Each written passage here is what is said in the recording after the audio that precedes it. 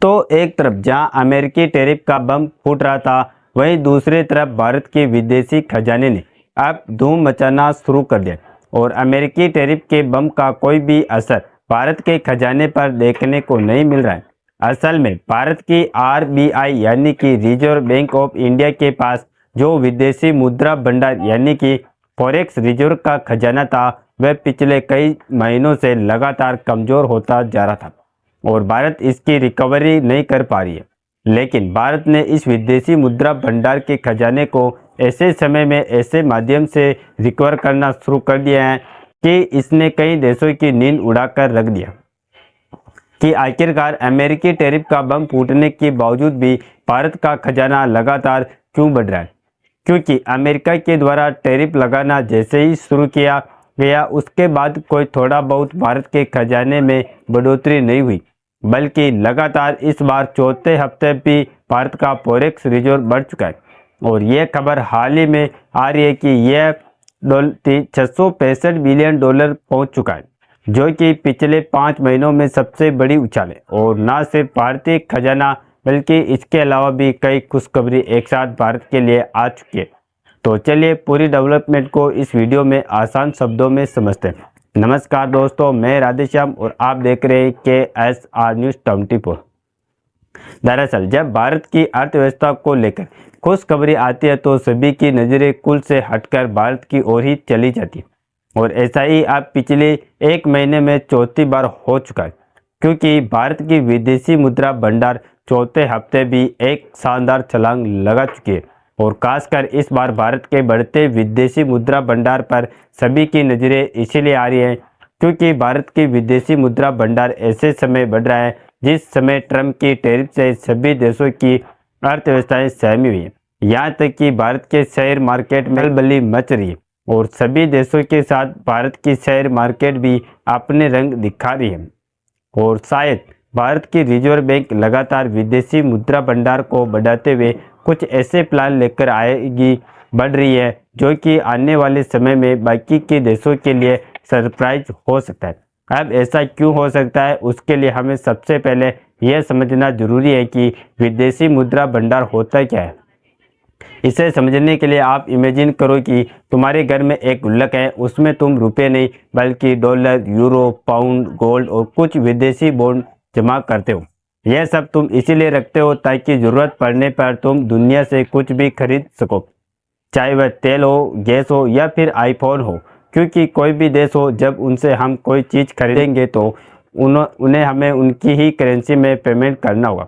बस वैसे ही देश के पास भी एक ऐसी गुल्लक होती है जिसे हम फॉरेन एक्सचेंज रिजर्व कहते हैं। इसमें आरबीआई विदेशी करेंसी जैसे ही डॉलर, सोना, विदेशी बॉन्ड और साथ ही स्पेशल ड्राइंग राइट्स यानी कि IMF से मिलने वाला एक खासकर अधिकार जमा करके रखता है। लेकिन आरबीआई के इस गुल्लक में रखे जाने वाला विदेशी पैसा पिछले कई महीनों से लगातार कम होता जा रहा था, जिससे आरबीआई का गुल्लक काफ़ी ज़्यादा खाली हो गया था। लेकिन अब जब भारत का ही यही गुल्लक अचानक से भर रहा है तो सभी देश सोचने पर मजबूर हो गए, क्योंकि हाल ही में खबर निकल कर आ रही है कि कोई थोड़ी बहुत नहीं बल्कि भारत का यही फॉरेक्स रिजर्व पिछले एक हफ्ते में $6.5 बिलियन से बढ़कर $665 बिलियन को पार कर चुका है। और कमाल की बात यह है कि पिछले 5 महीनों में ऐसा पहली बार हुआ है जब एक हफ्ते में इतना ज़्यादा ग्रोथ देखने को मिली। अगर आप इस टेबल को ध्यान से देखेंगे तो कुछ चौंकाने वाली बात भी सामने आती है, क्योंकि इस टेबल में दिखाया गया है कि पिछले कुछ सालों में मार्च के महीने में भारत का फॉरेक्स रिजर्व कितना था। जहां हम देख सकते हैं कि साल 2020 में हमारा जो फॉरेक्स रिजर्व था वह $475 बिलियन के आसपास था, लेकिन एक साल में यह बढ़कर $607 बिलियन हो गया।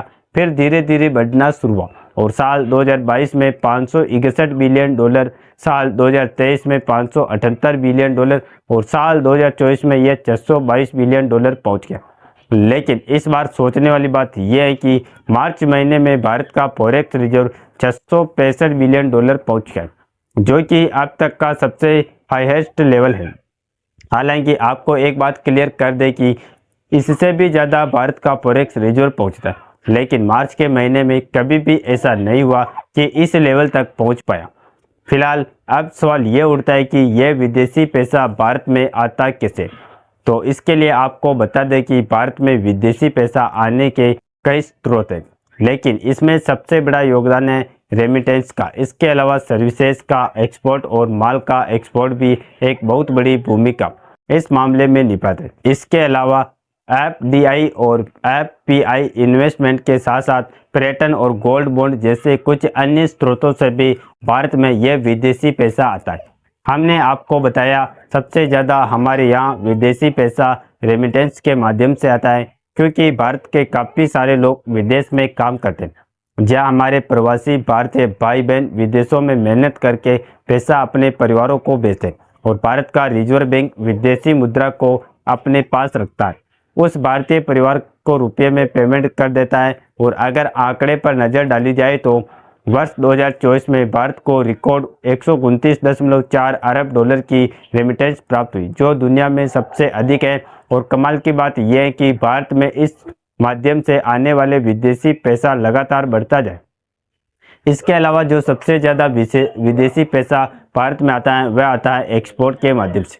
जब हम विदेशों को टेक्सटाइल, आईटी सेवाएं और औषधियाँ आदि बेचते हैं तो हमें विदेशी मुद्रा मिलती है, जो हमारे भंडार को बढ़ाती है। और बात सिर्फ एक्सपोर्ट और रेमिटेंस पर ही सीमित नहीं है, बल्कि विदेशी इन्वेस्टर भारतीय शेयर बाजार या बॉन्ड में भी बड़े लेवल पर इन्वेस्टमेंट भी करते हैं, जिससे आरबीआई के पास फॉरेक्स रिजर्व का आना लगा रहता है। और हाल ही में सऊदी अरब के द्वारा भारत में इन्वेस्टमेंट का एक बड़ा प्लान लेकर आगे बढ़ा जा रहा है। तो जाहिर सी बात है कि आने वाले समय में भी भारत का विदेशी मुद्रा भंडार तेजी के साथ आगे बढ़ता जाएगा। हालांकि इसके अलावा भी कई और सोर्सेस हैं जहां से भारत में विदेशी मुद्रा भंडार आते हैं, लेकिन मेनली यही सोर्सेस है जो कि भारत में विदेशी का पैसा लाने का काम करते हैं। अब आप कहेंगे कि चलिए ठीक है, विदेशी मुद्रा बढ़ रहा है, यह तो ठीक है, लेकिन आखिरकार इससे हमारा फ़ायदा क्या है। तो इसके लिए आपको बता दें कि इसका एक नहीं बल्कि अनेकों फायदे, और इसका सबसे बड़ा फ़ायदा यही है जो विदेशी मुद्रा भंडार बढ़ने से ज़्यादा बढ़िया ऑप्शन को कोई हो ही नहीं सकता, क्योंकि मजबूत भंडार से हमारी अर्थव्यवस्था वैश्विक आर्थिक झटकों से सुरक्षित रहती है। और चाहे महंगाई बढ़े या फिर कुछ भी हो, हम अपनी इकोनॉमी को संभाल ले जाएंगे, क्योंकि आरबीआई ने सीधा यह बात कह दिया है कि अगर हम विदेश से अगले लगभग 1 साल तक एक भी रुपये की कमाई ना करें तो हमारे पास इतना भंडार हो चुका है कि हम अपनी जनता का पेट भर सकते हैं और अपनी ज़रूरत को पूरी कर सकते हैं। लेकिन मैं एक बात कहना चाहूँगा कि भारत को इंडियन रुपीस की लगातार घटती ताकत पर भी ध्यान देना चाहिए, क्योंकि डॉलर के मुकाबले जो भारतीय रुपया कुछ दिन पहले मजबूत होना शुरू हुआ था वह वापस से कमज़ोर हो रहा है। तो ऐसे में ज़रूरत पड़ने पर आरबीआई को इस भंडार का उपयोग रुपयों के एक्सचेंज रेट को स्टेबल रखने के लिए करना चाहिए, ताकि करेंसी में अत्यधिक उतार चढ़ाव ना हो। बाकी आप लोग भारत को कमेंट बॉक्स में इस बात की बधाई जरूर दें, क्योंकि ऐसे समय में विदेशी मुद्रा भंडार भारत बढ़ा रहा है, जिस समय अमेरिकी डॉलर का बम दुनिया भर की मार्केट को अपनी लपेटे में ले रहा है।